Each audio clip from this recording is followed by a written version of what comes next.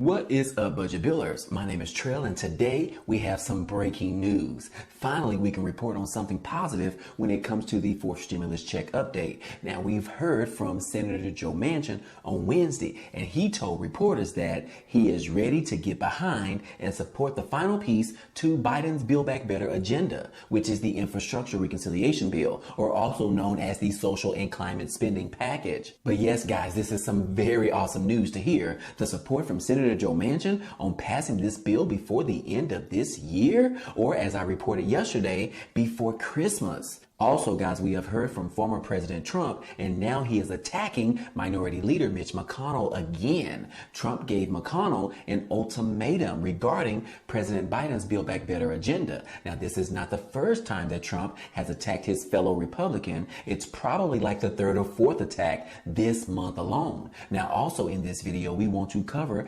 vaccine mandates and the debt ceiling that is approaching us very quickly. But before we get started, hey, if you're interested in any of those topics, be so kind and go ahead and hit that like button for us. It really helps out this channel. And if you haven't already, go ahead and subscribe to the channel. It's totally free, guys. Now, let's go ahead and get right back into this video. Okay, guys, I want to go ahead and cover this story first, as me and my family just came back from visiting Mickey's house, and we had an amazing time. Disney Cruise Line is now requiring passengers over the age of 5 years old to be vaccinated in order to take a cruise with Disney. The Disney Cruise Line announced on Wednesday that it would require all guests over the age of 5 to be fully vaccinated against the coronavirus. Now, Disney is the first cruise line to initiate a vaccine requirement for children. This mandate is set to take effect on January the 13th, which comes after the federal regulators approved of the Pfizer vaccine for the use in children earlier this month. Now, guests who are ineligible to receive the vaccine because of their age are required to provide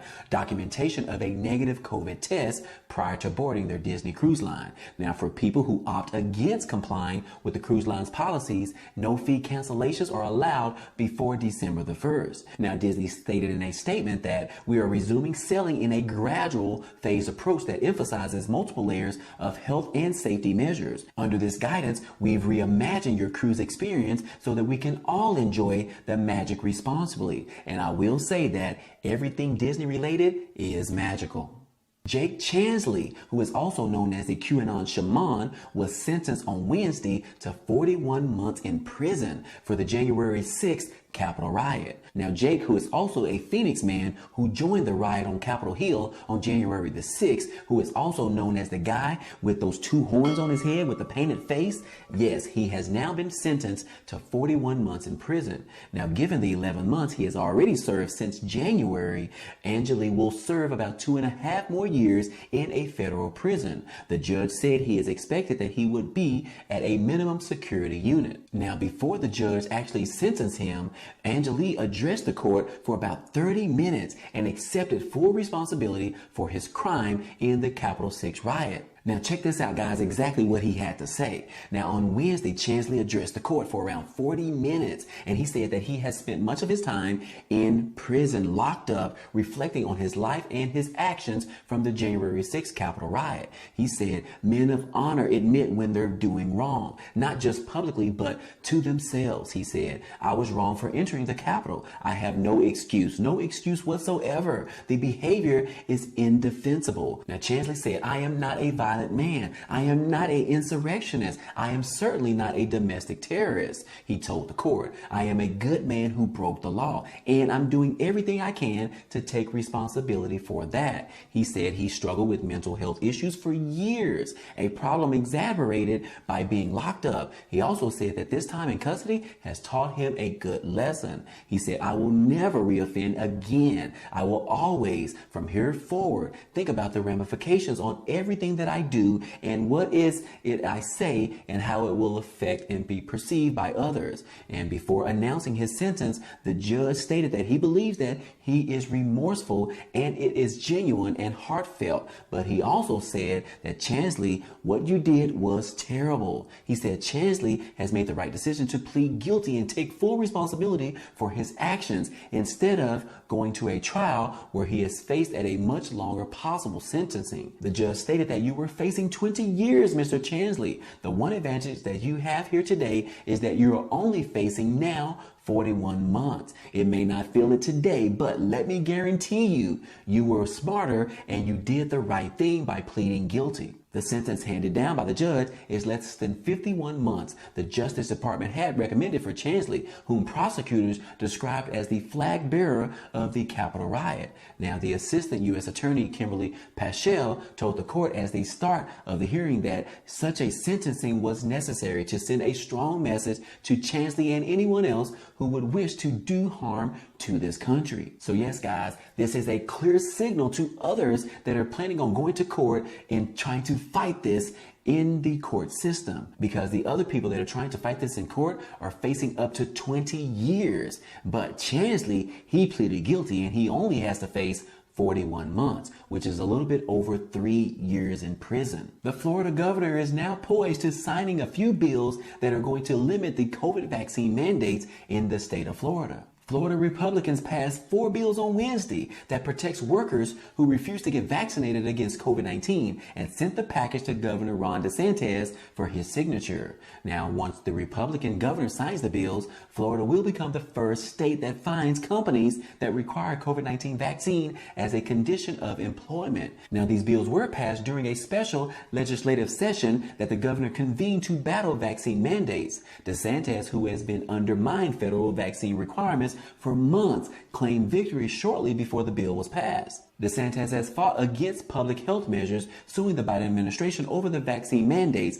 and penalizing counties and districts that implement the vaccine or mask mandates. DeSantis has already sued the Biden administration over its contractor mandate as well as its employer vaccine mandate. Last month, the Florida Department of Health fined Leon County $3.5 million for requiring its employees to get vaccinated against the coronavirus, saying that it violated the state's ban on vaccine passports. Now, in August, Florida Department of Education withheld funds from 2 districts that defied DeSantis' order banning mask mandates in schools. Governor DeSantis is confident that his legislation delivers his promises that Floridians won't lose their jobs over COVID vaccine mandates and will be protected from invasive discriminatory policies. Now, let's go ahead and talk about some stimulus update news. We have breaking news late on Wednesday out of Washington. Centrist and Senator Joe Manchin is now signaling that he is ready to get behind and support the massive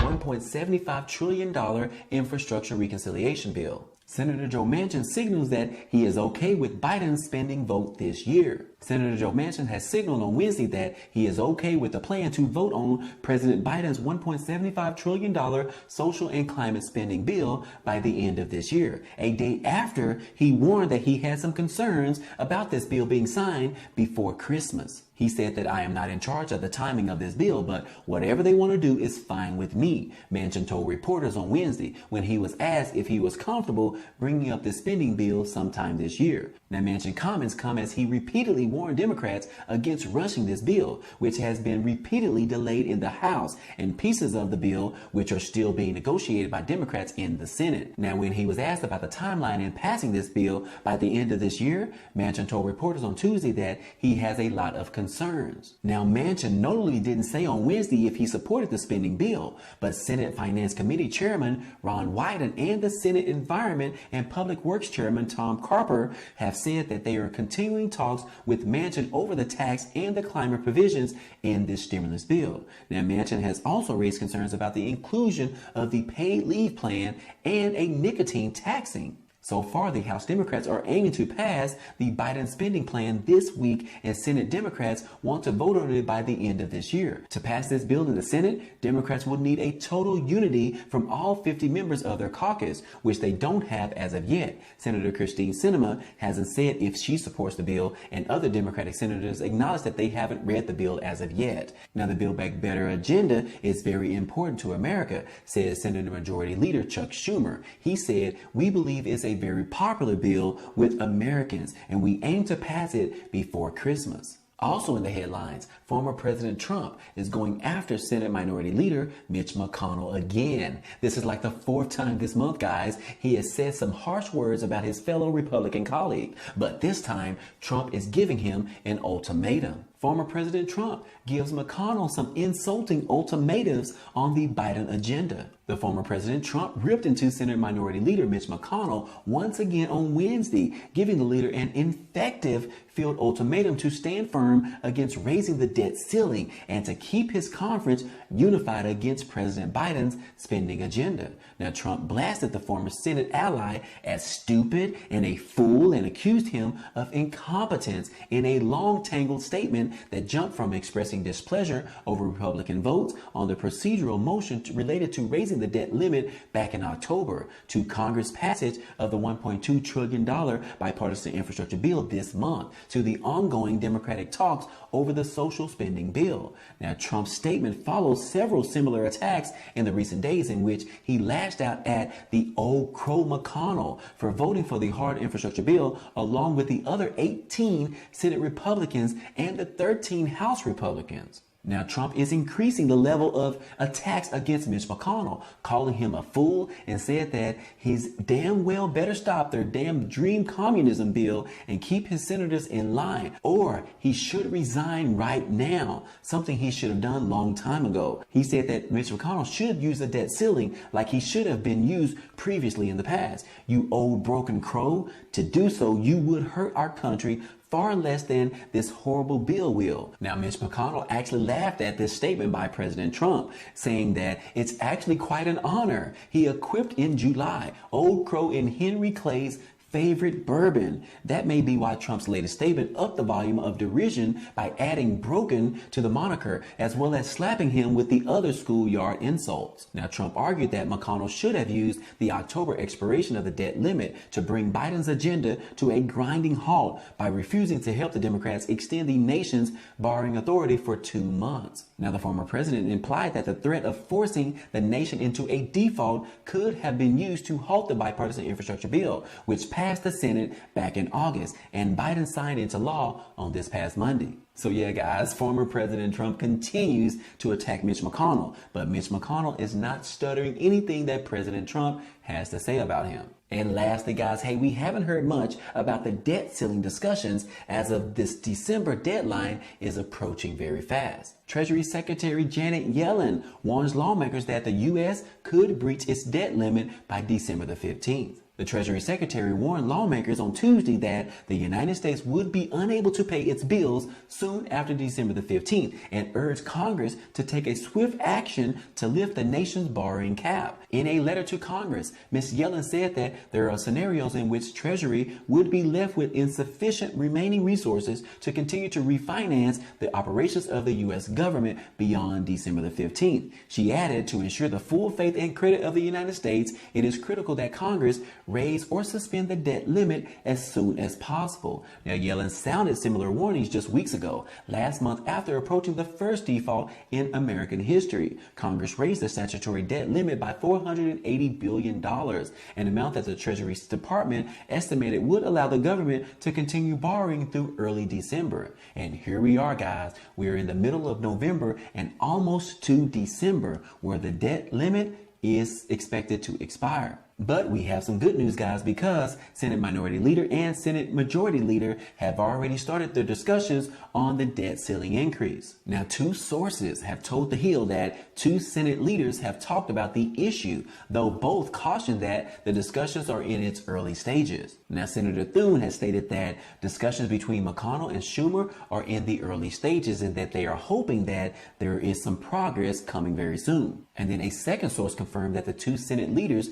were talking after the icy standoff in the lead up to the October debt ceiling fight, when moderates in both parties urged them to negotiate with each other. Congress is again barreling towards a debt ceiling fight after lawmakers agreed to a short-term debt hike. Now, aides have cited that Treasury Department estimates that extension would keep the government solvent until December the 3rd, though outside groups have predicted the country could reach the fiscal cliff between mid-December and mid-February. But Treasury Secretary Janet Yellen, she stated in a letter on Tuesday saying that that date is now close to December the 15th. So yeah, guys, it is good news to know that the 2 senators have already meeting in regards to increasing the debt ceiling increase, because that date is coming very soon. But anyways, guys, hey, that's all I have for you today. But now, if you enjoyed this type of content and you want to see more, go ahead and subscribe to the channel. It's totally free. And if you like this video, then go ahead and hit that like button for us. It really helps out this channel, as well as it tells YouTube to share this video with others. But anyways, guys, hey, I appreciate you guys stopping by and watching, and I hope to see you on the next video.